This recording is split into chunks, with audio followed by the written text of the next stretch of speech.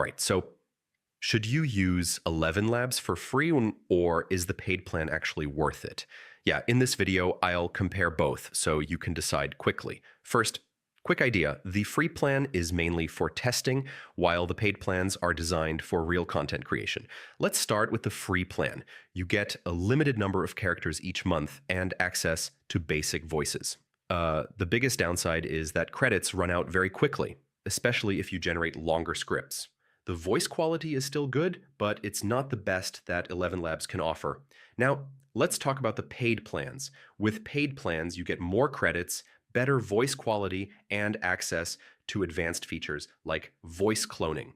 The voices sound more natural, more emotional, and overall more realistic. You also get better control over how the voice sounds, which is really important for professional content. So here's the trade-off.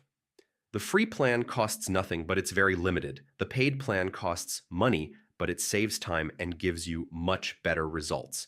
If you're just testing or learning, the free plan is totally fine. But if you're creating content regularly, like YouTube videos, ads, or client work, then the paid plan is definitely worth it.